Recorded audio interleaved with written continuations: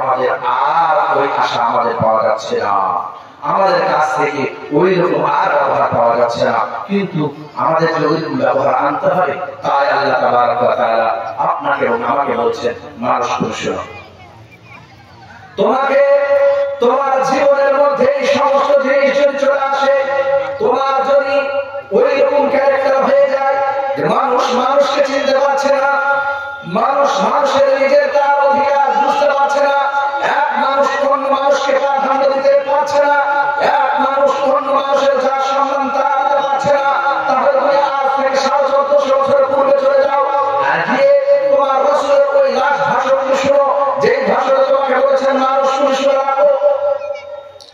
এক মানুষ অন্য মানুষের যদি সম্মান না করতে পারে, এক মানুষ যদি অন্য মানুষের সঙ্গে সদাচরণ করতে না পারে, এক মানুষ অন্য মানুষকে যদি যার সেই রকম লেভেল তাকে সেই রকম ভাবে তারা ধারণা না দিয়ে তার সম্মান রক্ষা না করতে পারে, তাহলে মানুষকে জেনে নিতে হবে আমার মধ্যে দুর্বলতা রয়েছে।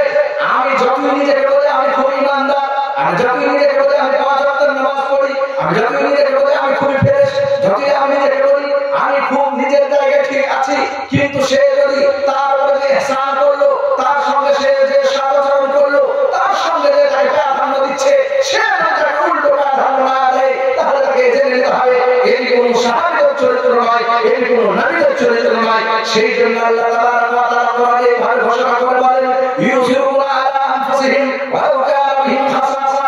আর তুমি সাহাবাদের চরিত্র দেখো, তুমি সাহাবাদের চরিত্র থেকে তুমি শিক্ষা নাও, তারা নিজের উপর অন্য প্রাধান্য দিত, কোন সাহাবী যদি কোন সাহাবীর সঙ্গে সেই রকম ব্যবহার করেছে, সেই ব্যবহারের মাধ্যম দিয়ে সে সাকসেসের পথ দেখেছে, তাহলে সেই সাহাবী তার নিজের জীবনকে তার জন্য সেই রকম ভাবে সঁপে দিয়েছে। তাই তো আল্লাহ রাসূল বলেন, ইন্না আমওয়ালাকুম ওয়া আওলাদাকুম, শুনো তোমাদের মাল এবং তোমাদের আওলাদ যেই রকম ভাবে আমাদের হারাম, তেমনি ভাবে তোমার অন্য ভাই তোমাদের জন্য সেই রকম হারাম, তাদের রক্ত হারাম, তাদের মাল হারাম, তাদের সম্মান তোমাদের জন্য হারাম করে দেওয়া হয়েছে।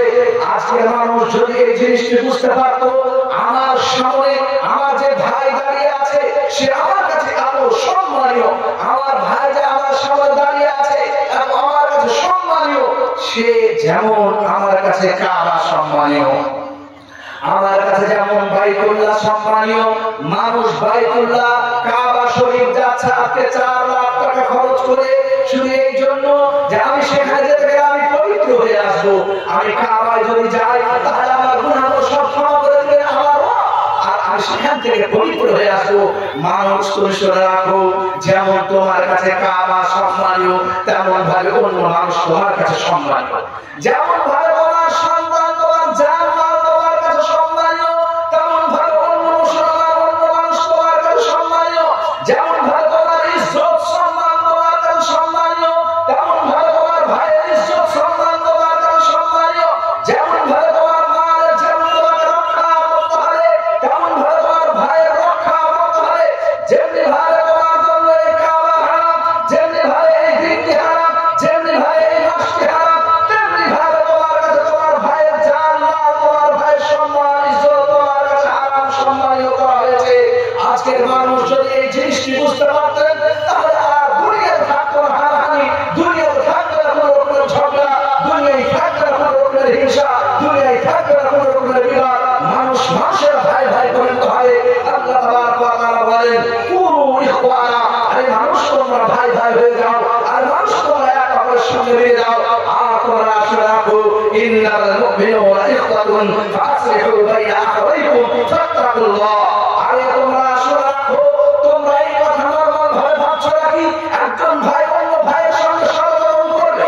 এটাকে তুমি সহায় ভাবছো নাকি? তুমি ভাবছো না ভাই করলেও চলবে না করলেও চলবে? তুমি ভাবছো নাকি তোমার ভাইয়ের সঙ্গে সদাচরণ করা করলেও চলবে না করলেও চলবে? আমি তো 5 ওয়াক্তের নামাজ পড়ি, আমি তো যাকাত দিই, আমি তো হজ করেছি, তাহলে আমার আর এই সমস্ত কাজ করার কি দরকার রয়েছে?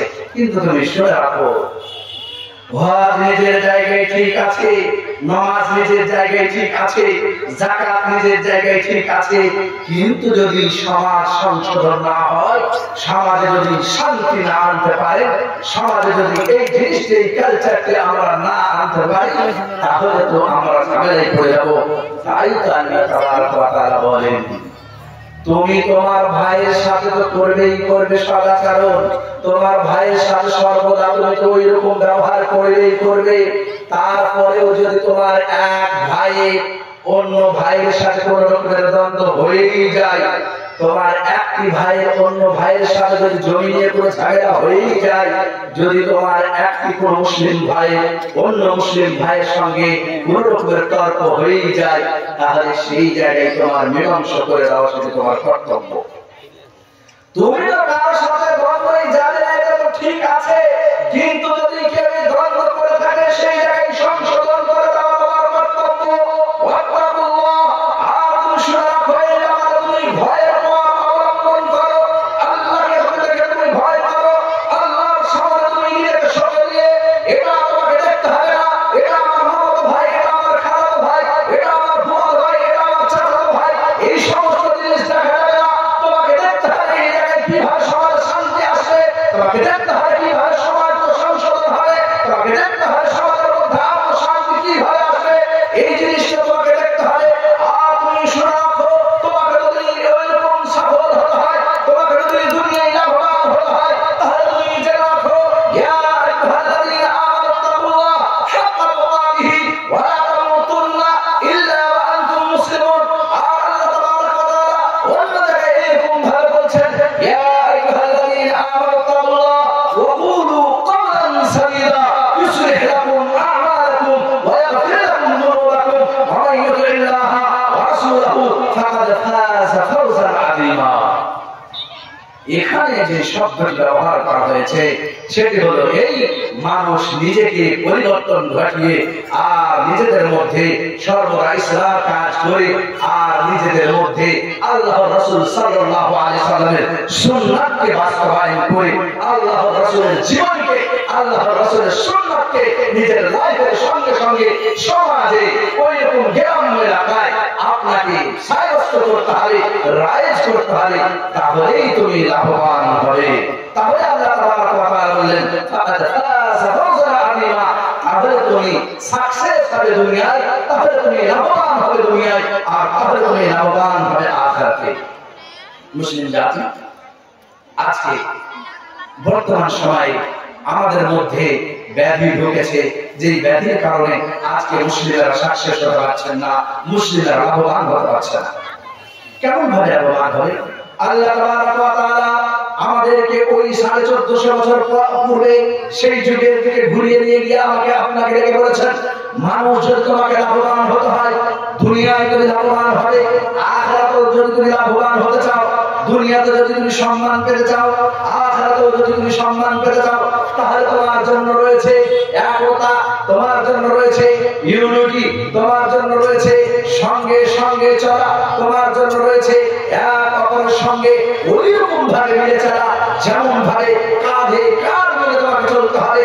আর এর জন্য তোমার মধ্যে আনতে হবে নফসে মুতমাইন্না।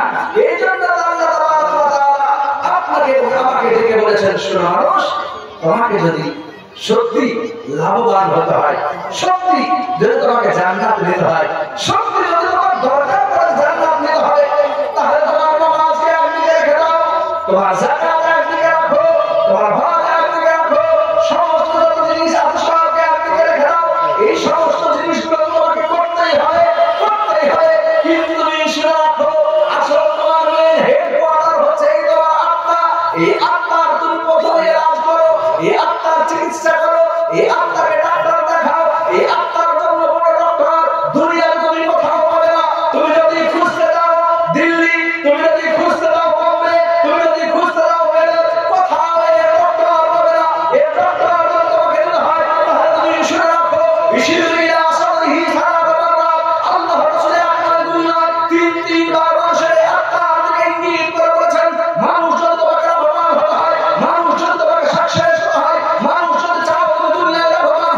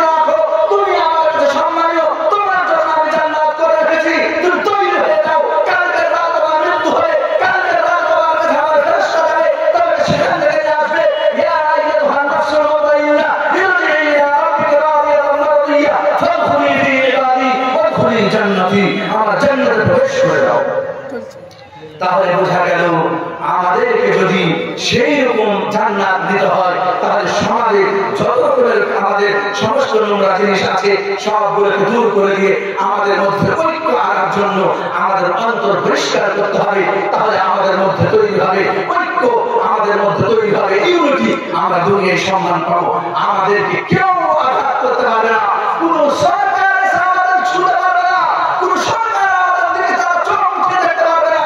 যদি থাকে আমাদের মধ্যে ইত্তেহাদ, যদি থাকে ইউনিটি, সেজন্য আল্লাহ তাআলা কথা বলেছেন ওয়া আতাসিমু বিহাবলিল্লাহি জামিআ ওয়া লা তাফাররাকু ওয়াযকুরু নি'মাতাল্লাহি আলাইকুম ইন কুনতুম আ'লান ফাআল্লাফা বাইনা কুলুবিকুম। এই তোমরা শুনে রাখো, আল্লাহর রসিকে মজবুত করে ধরো, শরীয়তকে আঁকড়ে ধরো, এক হয়ে চলো, ছেড়ে দাও হিংসা, ছেড়ে দাও দ্বন্দ্ব, আর অন্তর পরিষ্কার করো, অন্য প্রাধান্য দিতে শিখো। যেমন ভাবে তোমাকে কেউ সম্মান দিচ্ছে, তুমি অপরকে তোমার যে ভাই তোমাকে সম্মান দিচ্ছে তাকে সেই রকম সম্মান দাও। গ্রামের ইমামকে যেরকম সম্মান দাও সম্মান দাও, যেরকম আলিমদের সম্মান দাও সেরকম দাও, মোড়লকে যেরকম সম্মান দাও সম্মান দাও, গ্রামের যারা বিশিষ্ট লোক আছে তাদের যেরকম সম্মান দাও সম্মান দাও। আর মোড়লকে ওইরকম সরকারকে মৌলানা সাহেবের কর্তব্য হবে তাদেরকে আওয়ামকে জনগণকে সেই রকম তাদের যেরকম সম্মান সেই রকম দাও। আমরা যদি এক অপরকে সেই রকম সম্মান দিই আর যদি সমাজের মধ্য থেকে এই সমস্ত নোংরা জিনিসকে আমরা দূর করে দিই তাহলে আমাদের মধ্যে একটা ঐক্যের পরিবেশ তৈরি হবে। আমরা সবাই এক হয়ে ভাই হয়ে থাকতে পারবো আর আমরা ওই প্রাচীন কালে ওই সমস্ত ইতিহাসকে আমরা মিটিয়ে দিতে পারবো। আর যদি না করি তাহলে কিন্তু আমাদের অসুবিধা হয়ে যাবে। বক্তা চলে এসেছেন, আমি আর কথা দীর্ঘায়িত করবো না। আমরা আজকের দিনে যেটা আসেন সেটা হলো আমাদের যদি দুনিয়ায় লাভবান হতে হয়, আখিরাতেও যদি আমাদের লাভবান হতে হয়, ধরতে হয় আল্লাহর রসিকে, শরীয়ত ইসলামিয়া, আমাদের সেই ইসলামী শরীয়তকে, আমাদের ওয়াজ আছে সেই সংবিধানকে সেই রকম ভাবে আমাদের মেনে চলতে হবে।